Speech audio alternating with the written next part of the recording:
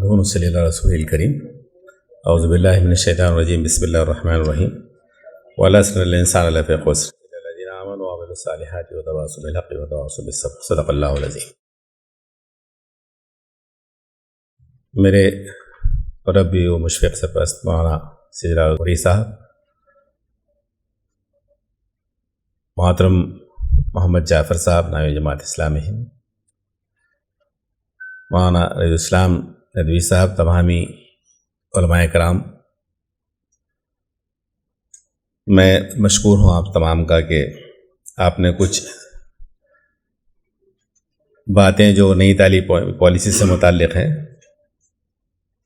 اس کا حاصل مطالعہ پیش کرنے کی اجازت دی۔ عنوان کو اگر تقسیم کیا جائے تو اس میں ہے کہ نئی تعلیمی پالیسی، دینی تعلیم اور علماء کرام، اس طرح تقریباً 3 اس کے اجزاء ہوتے ہیں۔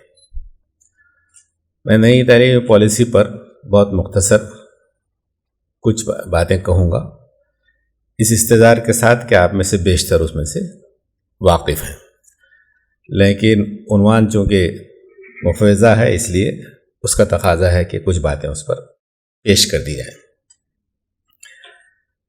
یہ بات ہم آپ حضرات سے سنتے سمجھتے آئے ہیں کہ ذہن سازی کا ذریعہ تعلیم و تعلم ہے، اور کوئی ریاست اپنے نظام کے لیے کوئی تعلیمی خاکہ اگر تجویز نہ کرے تو اس سے انتشار ہوگا۔ اب یہ اور بات ہے کہ ریاست کا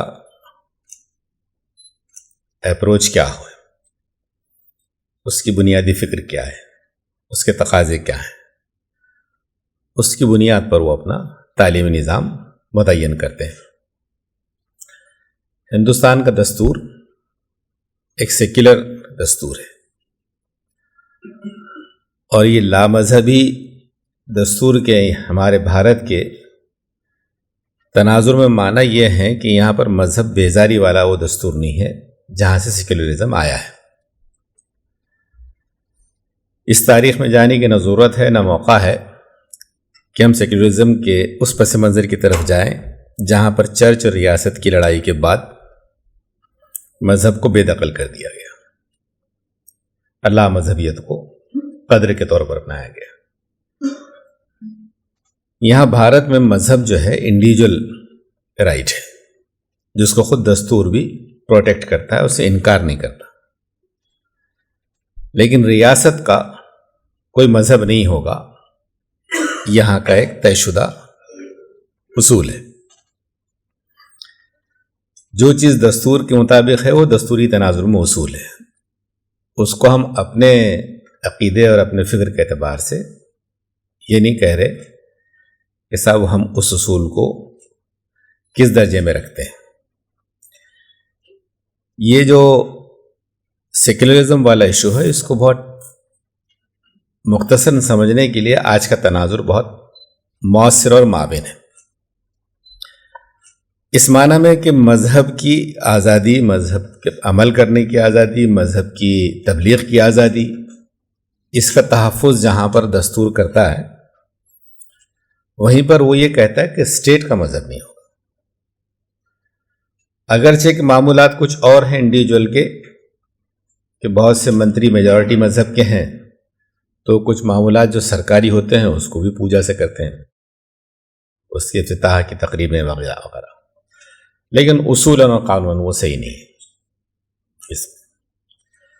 اگر اس کو صحیح مانا جائے تو نتیجے میں آج جس طریقے سے سنگ نے محنت کر کے جہاں تک پہنچا ہے اور اس بات کے لیے کوشاں ہیں اور بہت عجلت میں ہے کہ دستور میں تبدیل کر کے مذہب نافذ کر دیا جائے،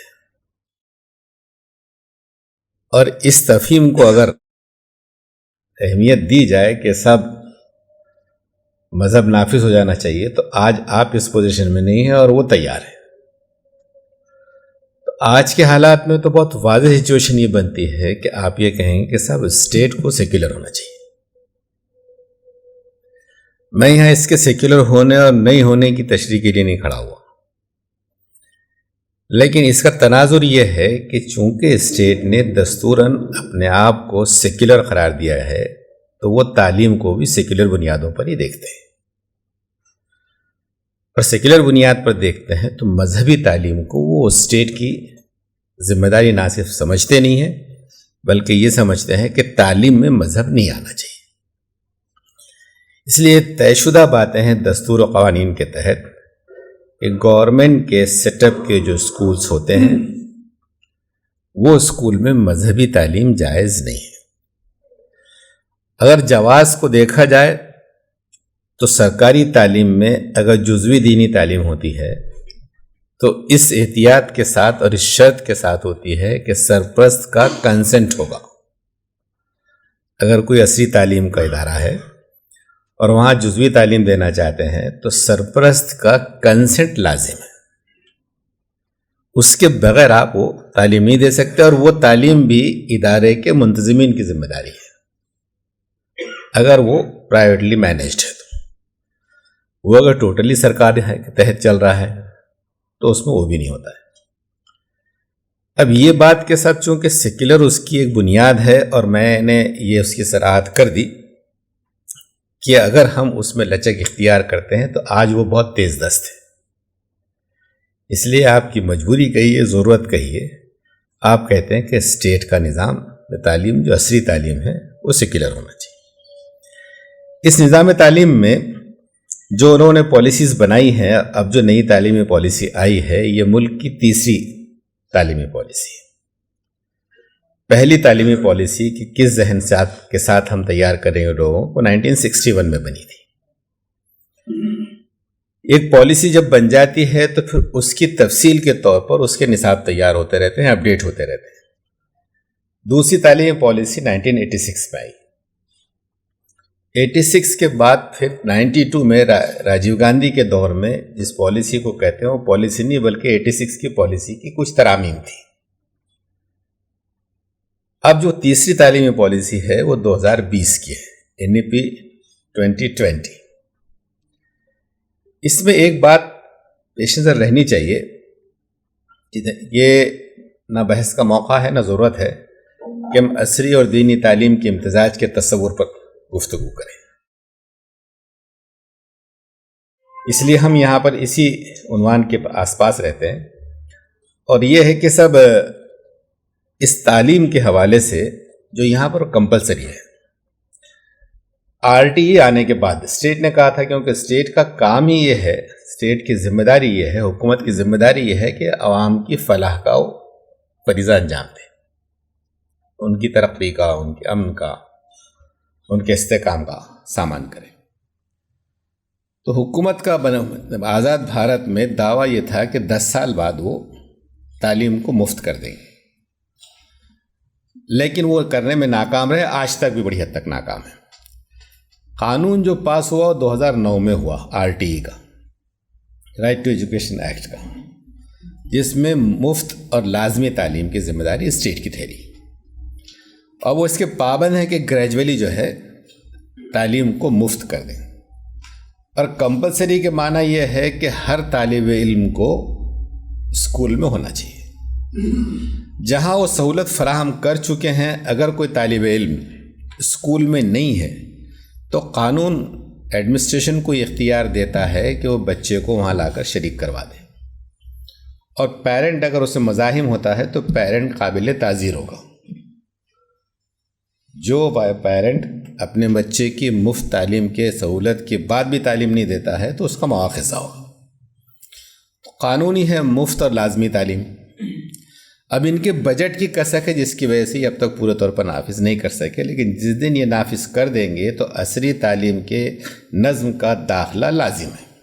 وہ کہتے ہیں یہ بچوں کی تعلیم کا حق ہے، بچوں کا حق ہے کہ ان کو تعلیم دی جائے۔ اس کے بعد اب جو نئی تعلیمی پالیسی آئی ہے تو اس میں انہوں نے کئی چیزیں ایسی اس میں شامل کی ہیں جو اچھی بھی ہیں۔ میں یہاں یہ کہہ کر زیادہ وقت نہیں لینا چاہتا کہ اب بھی ملت میں یہ ریلیکٹنس پایا جاتا ہے کہ اس تعلیم کی طرف جایا جائے یا نہیں جایا جائے۔ ہم اس علم کو جو نافع ہے اس کی تو دعا کرتے ہیں، اور علم نافع کی توضیح اور تشریح میں جانے کی ضرورت نہیں کہ کون کون سے علوم نافع ہیں.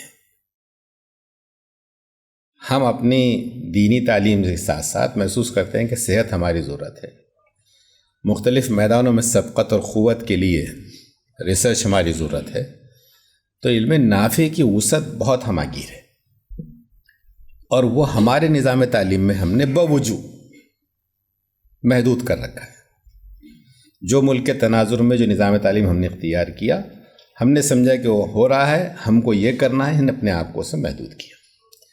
لیکن جب ہم نے محدود کیا تو ہم خود اس کے معترف ہیں، بلکہ اس کے علمبردار ہیں کہ اور علوم بھی ہیں جو نافع ہیں اور مطلوب ہیں اس میں، جس میں آپ قرآن سے تعبیر کرتے ہیں کہ آپ اپنی قوت کو اس حد تک رکھیے کہ دشمن آپ پر حملہ آور ہونا دور کی بات ہے، وہ آپ کی طرف نگاہ غلط بھی نہ ڈال سکے. تو یہاں ہم کو اس زاویے سے دیکھنے کی ضرورت ہے کہ سب تعلیم کے وہ کون سے اچھے پہلو ہیں جس کی طرف ہم کو نوٹس لینا چاہیے. میں اس کی تفصیل میں بھی اس لیے نہیں جا رہا ہوں کہ ابھی فی الحال یہ مقصد نہیں ہے کہ ہم اس پہلو سے کنونس کریں، لیکن نئی تعلیمی پالیسی میں بہت سی چیزیں انہوں نے چینج کی ہیں. اس کی کچھ ہائی لائٹس میں لے کر پھر اپنے دوسرے اور تیسرے موضوع پر آ جاؤں. اب تک اسکولی تعلیم میں 10+2 کا سسٹم ہے، 10ویں تک، اور 10ویں کے بعد 2 سال 12ویں تک. اب انہوں نے اس کو جو ہے چینج کیا ہے، اور پری اسکول یعنی نرسری کی تعلیم جو پہلے سرکاری اعتبار سے جو ریگولر ایجوکیشن ہے اس میں شمار نہیں ہوتی تھی، اب انہوں نے نرسری کے 3 سال کو اس میں شمار کیا ہے. اور اس کا پہلا جو مرحلہ بتایا ہے وہ 5 سال کا ہے.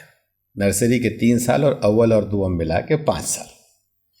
5 سال کے بعد نیکسٹ اسٹیپ 3 سال کی ہے، 5 3 3 4، اس طرح 15 سالہ تعلیم کا انہوں نے ذکر کیا ہے. RTE کے تحت وہ صرف پہلی سے 8ویں تک کی ذمہ داری لیتے تھے مفت تعلیم کے لیے، اس سے آگے نہیں لیتے تھے.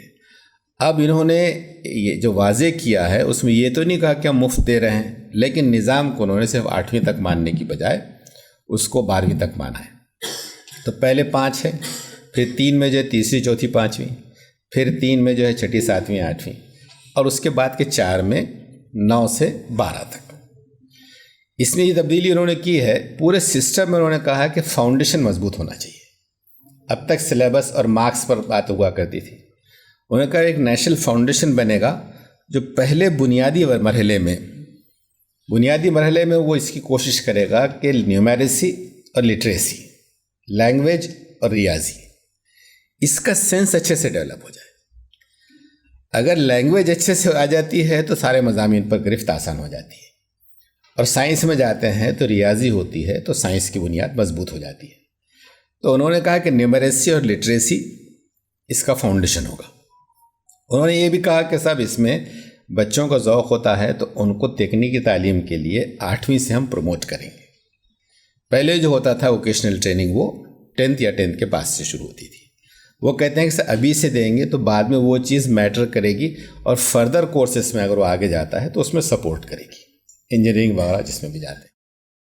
ساتھ ہی وہ یہ بھی کہتے ہیں کہ صاحب اگر وہ فن میں جانا چاہتا ہے تو اس کو فن کا سرٹیفکیٹ 12ویں کے ساتھ مل چکا ہوگا جو 8ویں سے شروع ہوتا ہے.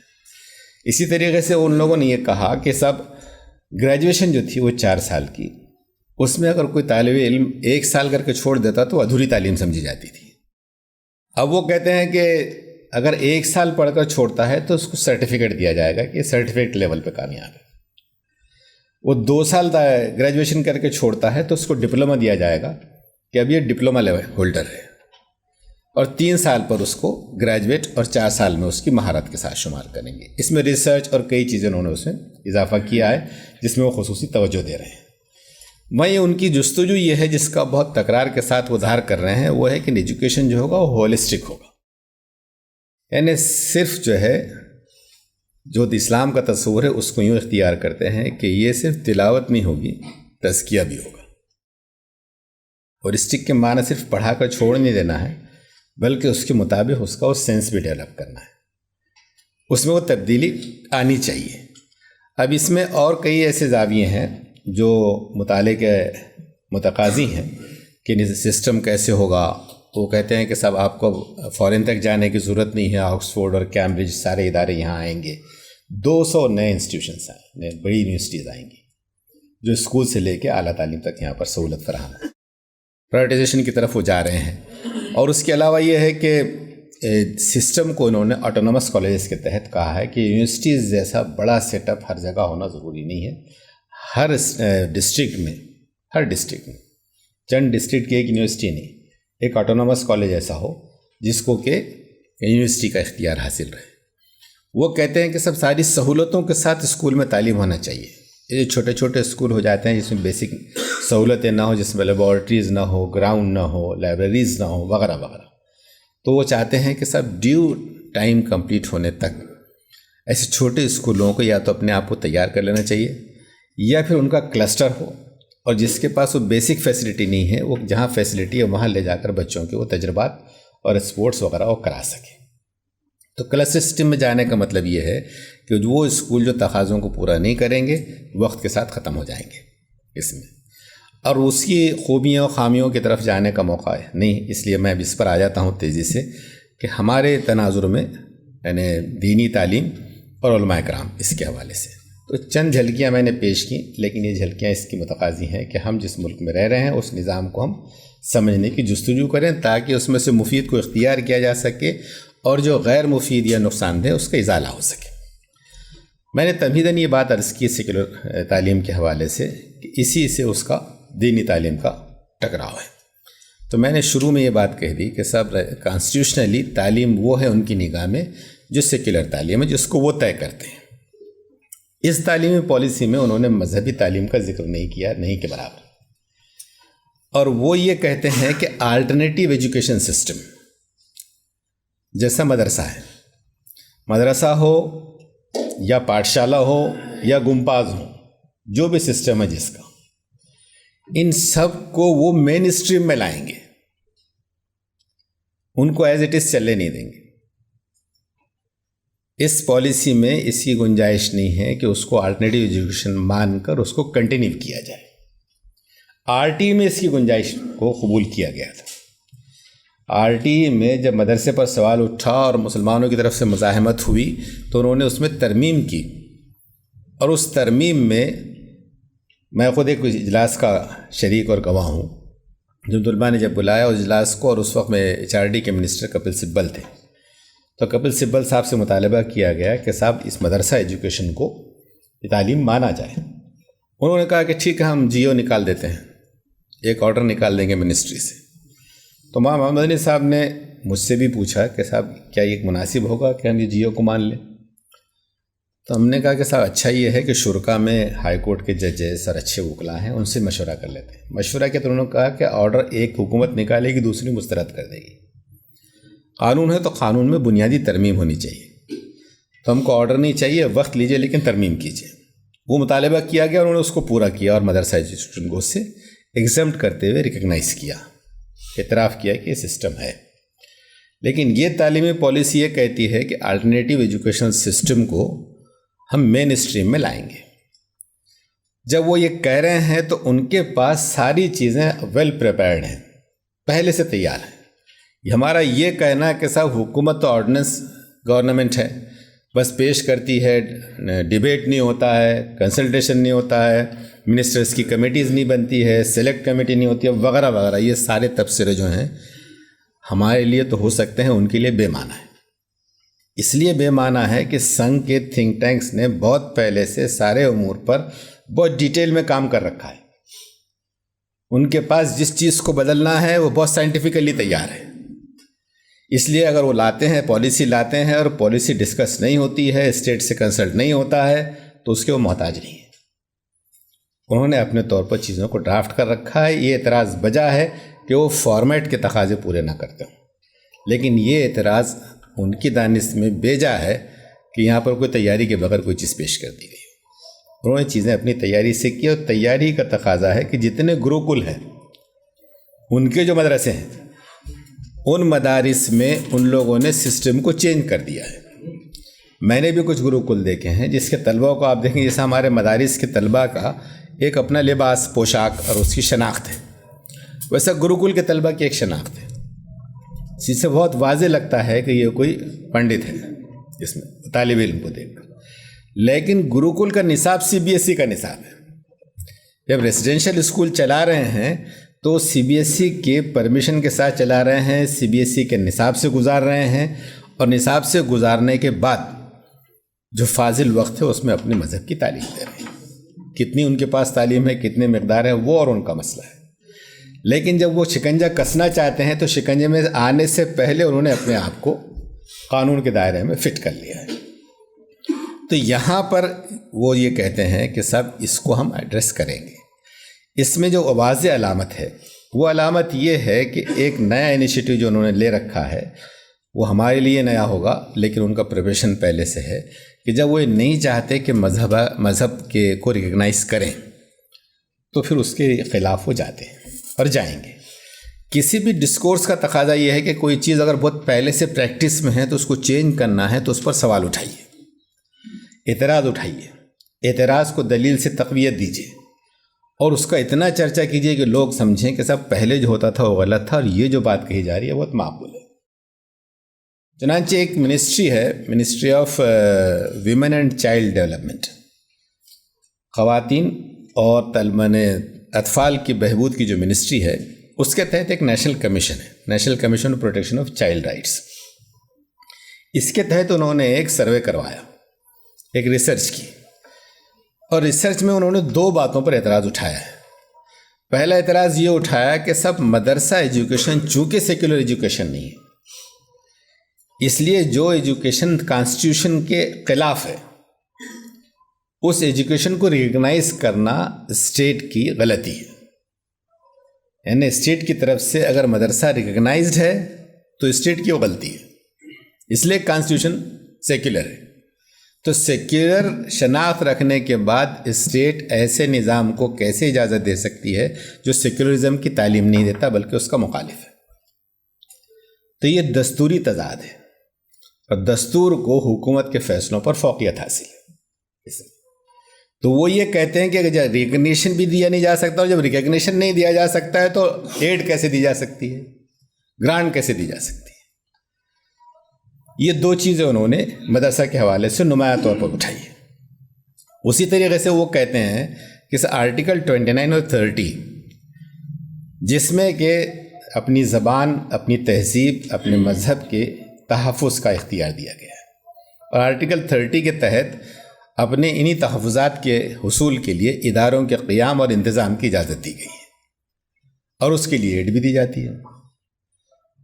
تو انہوں نے سروے کے بعد یہ رپورٹ پیش کی کہ جتنے مائنورٹی اسکولز ہیں اس میں 78% بچے، 78% طلبہ نان مائنورٹی ہے، اقلیتی نہیں ہے، صرف 22% طلبہ اقلیت کے ہیں۔ اگر 22% ہیں تو آپ تو اپنی زبان یا اپنی تہذیب یا اپنے مذہب کا تحفظ کے لیے ادارے قائم کیے ہوئے ہوں، تو پھر 78% کی کون سی زبان اور تہذیب کی تیاری آپ کر رہے ہیں؟ وہ اپنی بات کو اپنی دانست میں لاجک کے ساتھ کھڑا کر رہے ہیں۔ وہ اس میں بھی اتنے اسمارٹ ہیں کہ فرق کر کے نہیں بتا رہے کہ صاحب عیسائی اسکول، جین اسکول، سکھ اسکول کا یہ مسئلہ ہے، یا گجراتی تعلیم کا اور فلاں تمل تعلیم کا یہ مسئلہ ہے۔ انہوں نے ایز اے ہول پیش کیا، اس لیے کہ مسلمانوں کے ادارے ہیں وہاں پر تو 90% مسلمان ہیں یا 50% پلس ہیں، اس کو الگ سے ایڈریس کرتے ہیں تو مسلمانوں کی گنجائش بنتی ہے۔ تو انہوں نے رپورٹ میں الگ سے ایڈریس نہیں کیا، انہوں نے کہا کہ صاحب یہ سب جو ہے مل کے کل کا جو تناسب ہے وہ 78% ہے، تو 78% پر زیادتی ہے، اس لیے یہ اختیار سے ان کو محروم کر دینا چاہیے۔ ساتھ ہی وہ دوسری دلیل یہ لاتے ہیں کہ مائنورٹیز کو آر ٹی ای میں یہ 25% کمزور طبقات کے طلبہ ہیں ان کی فری تعلیم کے ریزرویشن سے ایگزمپٹ کیا ہے، وہ پابندی ان پر عائد نہیں ہے۔ وہ کہتے ہیں کہ صاحب اس رائٹ کے تحت، آرٹیکل 30 کے تحت ان پر یہ ذمہ داری نہیں ڈالی گئی کہ وہ ضرورت مند طلبہ کی تعلیم کا نظم کریں۔ تو جو سماج کے ضرورت مند طلبہ ہے وہ 25% طلبہ کے حق کو مارنے کا حق کیسے دیا جا سکتا ہے مائنورٹی رائٹ کے نام پر؟ اب یہ ڈیبیٹ نہ صرف شروع ہو چکی ہے مختلف جگہ، بلکہ اب اس کے مطابق اعتراضات اور چھوٹی چھوٹی عدالتوں میں فیصلے بھی اس کے مطابق آنے لگے ہیں۔ یہ چیز بڑھتے بڑھتے جلدی اس سچویشن پر آئے گی کہ ان کو قانون سازی بعد میں کرنی پڑے گی اور بڑی عدالتوں سے فیصلے ان کے حق میں آنا شروع ہوں۔ تو یہ دو باتیں میں نے عرض کی کہ اس کوشش میں وہ لگے، نہ صرف اس میں وہ اس کی گنجائش نہیں رکھتے بلکہ وہ یہ چاہتے ہیں کہ سب دینی تعلیم سے محروم کر دیا جائے۔ اس رپورٹ میں ایک ہی جملے میں کہا گیا ہے کہ پاٹھشالہ، گمپاز اینڈ مدرسہ یہ سیکولر ایجوکیشن امپارٹ نہیں کرتے، لیکن پوری رپورٹ میں نہ پاٹھشالہ کا ذکر ہے نہ گمپاز کا ذکر ہے تو صرف مدارس کا ہے۔ فتاوے وغیرہ سب کوٹ کیے ہیں دیوبند کے اس رپورٹ میں۔ تو یہ بات میں نے آپ کے سامنے دوسرے مرحلے کی رکھ دیا۔ میرے پاس صرف 5 منٹ ہیں تو اس میں ایک اور نظیر رکھ کر میں کچھ گزارشات رکھ کے اپنی بات ختم کروں گا۔ دوسری مثال یہ ہے کہ اب ہمارے پاس شمالی ریاستوں سے وسطی ریاستوں تک مدرسہ بورڈز ہیں۔ اس چیز کی نزاکت کو بھی نوٹ کرنے کی ضرورت ہے۔ جیسا میں نے درمیان میں کوٹ کیا کہ کپل سبل نے کہا کہ ہم جیو نکال دیتے ہیں گورنمنٹ آرڈر، اور جاننے والوں کا کہ ہم کو گورنمنٹ آرڈر نہیں چاہیے، ہم کو بنیادی ترمیم چاہیے۔ یہ ترمیم بھی اگر قانون سازی کے تحت ہوتی ہے جو دستور کے مغائر ہو تو قانون کی حیثیت نہیں ہے۔ چنانچہ جو مدرسہ بورڈز کے قوانین بنے ہیں وہ قوانین اگر دستور سے مخالف ہیں تو پھر بی جے پی کی حکومت آئے گی اور ایک رات میں اس کو منسوخ کر دے گی، جیسا انہوں نے آسام مدرسہ بورڈ کو ابالش کر دیا۔ ایکشن کے اعتبار سے آسام مدرسہ بورڈ ابالش ہو گیا۔ اب اس کی آزمائش یہ ہے، اس کا ذکر کر دوں آپ حضرات سے، کہ اب جو لوگ بورڈ میں گئے تھے اور گرانٹ ملی تھی، اب ان لوگوں نے جو ہے دینی تعلیم ختم کر دی اور اسٹاف کو نکال نہیں سکتے تھے سرکار پر، تو انہوں نے سرکار میں لے لیا۔ اب وہ جو مدرسین ہیں، معلمین ہیں، ٹیچرز ہیں، اب وہ سرکار کے شیلٹر میں چلے گئے تو اس نظام سے مزاحمت ہی نہیں کر رہے کہ مدرسہ بورڈ کیوں بند کر دیا، اس لیے کہ اب سرکاری نوکر ہو گئے، سرکاری تنخواہ اچھی آ گئی، پھر مدرسے کی لڑائی لڑیں گے تو پھر اپنا قناعت پر آنا پڑے گا۔ تو یہ ہماری اپنی کمزوریاں ہماری جگہ، لیکن یہ ہے کہ جو لوگ یہ سمجھتے ہیں کہ مدرسہ بورڈ قانون کے تحت بنا ہے، قانون کے تحت بنا ہے، ان کو بھی اس سے ہوش کے ناخن لینے چاہیے کہ ہر وہ قانون جو دستور سے ٹکرائے گا وہ مسترد کر دیا جائے گا۔ اور جن لوگوں کے عزائم یہ ہے تو اس کا خیال رکھنا چاہیے آج ان مدرسہ بورڈز کو جہاں پر وہ رائج ہیں، بنگال ہے، بہار ہے، راجستھان ہے، مدھیہ پردیش ہے، اتر پردیش ہے، جھارکھنڈ ہے، یہاں پر ابھی مدرسہ بورڈز ہیں، اور بھی کچھ ہیں، چھتیس گڑھ ہے، اور بھی کچھ ہے۔ لیکن ہماری ہمیشہ سے جو روش رہی ہے کہ آفت کا اعلان ہونے کے بعد بھی ہوش میں نہیں آتے، الا یہ کہ آفت سمیٹ کر لے جائے، اس کے بعد پھر ریلیف کا کام کریں، اس کے بعد لڑائی لڑیں گے۔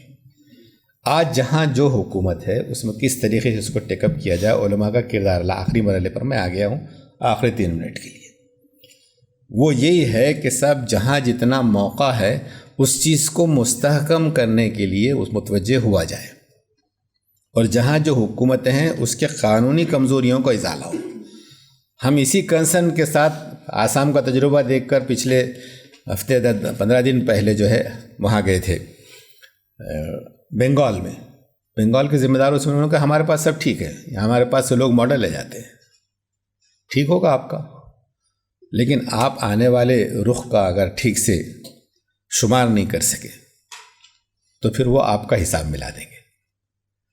اس لیے ہم کو موجودہ سسٹم سے کیا کرنا ہے اور کیسے کرنا ہے، تو اس میں مختلف انیشیٹو ہوئے ہیں، اور جمعیت علماء نے بھی انیشیٹو لیا ہے، جماعت اسلامی نے بھی انیشیٹو لیا ہے، اور بھی لے رہے ہیں، کہ اس کا آسان طریقہ یہ ہے کہ ہم اپنے مدارس کو لیجیٹیمائز کریں۔ لیجیٹیمائز کرنے کا یہ ہے کہ ایک اور ادارہ ہے جو ملک کا نیشنل ایجوکیشن بورڈ ہے، وہ ہے NIOS، national institute of open schooling. اس میں تقریباً 35 سبجیکٹ کی لسٹ ہے۔ 35 میں سے کوئی 5 سبجیکٹ اگر لیں آپ تو آپ ریگولر تعلیم کا حصہ بن جاتے ہیں۔ اگر اس کا آپ نے سینٹر لیا اور وہ 5 میں سے 2 تو لینگویجز ہی ہیں، آپ 2 سے 3 لینگویج تو پڑھا ہی رہے ہیں، عربی پڑھاتے ہیں، اردو پڑھاتے ہیں، آپ چاہے انگریزی پڑھانے لگے ہیں، انگریزی پڑھانے، 3 لینگویجز تو اب 2 سبجیکٹ چاہیے آپ کو۔ ایک کمپیوٹر سب کی ضرورت ہے اور ایک ریاضی لے لیں بیسک۔ 5 سبجیکٹ کے ساتھ اگر NIOS کا ہم نے رجسٹریشن لے لیا تو نتیجے میں ہم اب سیکولر تعلیم کے حامل ہو گئے۔ اتنے تعلیم کے بعد اپنی تعلیم آپ دیتے رہیے، لیکن اس سینٹر کو یہ کہیں کہ صاحب گورنمنٹ ریکگنائزڈ سینٹر ہے NIOS کا، اب اس پر ہاتھ ڈالنے کا حکومت کو اختیار نہیں دیا جا سکتا، اس لیے کہ سیکولر تعلیم وہاں پر امپارٹ ہو گئی۔ اس پر مختلف ڈسکورس ہوئے ہیں، ہم نے میٹنگیں کی ہیں، جمعیت علماء نے میٹنگیں کی ہیں، اور اس چیز کو اور آگے بڑھانے کی ضرورت ہے۔ اسی طریقے سے پہلے ہم مدرسہ بورڈز کے ذمہ داران کو بھی کوآرڈینیٹ کر رہے ہیں کہ وہ بھی پہلے سے تیار ہو جائیں قانونی طور پر، کہ آنے والی آفت کا پہلے سے سدباب کر سکیں۔ اور اس میں آخری بات یہ کہتے ہوئے کہ ہم دیکھیں، دین تو کیا، تحفظ تو اللہ کی ذمہ داری ہے۔ جس رشیا میں دہائیوں تک مساجد کو انہوں نے ہوٹل اور استبل بنا دیا ہو، اور جہاں پر مدارس بند کر دیے ہو، جہاں قرآن ضبط کر لیے گئے ہوں، وہاں بھی وہ اسلام کو نہیں مٹا، وہ تو ہم کیسے تحفظ کریں گے؟ وہ ہمارا اپنا فریضہ ہے۔ لیکن آسان حالات کو برقرار رکھنے کی بجائے مشکل حالات کا انتظار کرنا یہ حماقت ہوگی۔ اس لیے وقت سے پہلے کیا تدبیر ہو سکتی ہے، ہم سب اس کے مکلف ہے، ہم کو اس کی جستجو کرنی چاہیے۔ جو اچھائی ہے وہ اپنی قدر کے اعتبار سے اچھائی ہے، اس کو اچھا کہنا ہوگا، چاہے وہ دستور کے نام سے آئے، چاہے وہ سیکولر کے نام سے آئے۔ جو چیز ہماری قدر سے میچ کرتی ہے وہ قدر ہے، چاہے لوگ اس کو سیکولر کہیں، چاہے کچھ کہیں۔ اور جو چیز نہیں ہے تو ہمارے پاس اس کی دلیل ہے، اور ہم کو دلیل سے سامنے آنا چاہیے۔ لیکن اس سسٹمز کو سمجھ کر اس سسٹم سے اوور کم کرنا، یہی حکمت ہے، اور یہ حکمت ہم آپ سے سیکھتے آئے ہیں۔ آپ ہی سے توقع کرتے ہیں کہ آپ اس سے اوور کم کریں گے اور ملت کے تحفظ سامان کریں گے۔ وآخر دعوانا الحمدللہ رب العالمین۔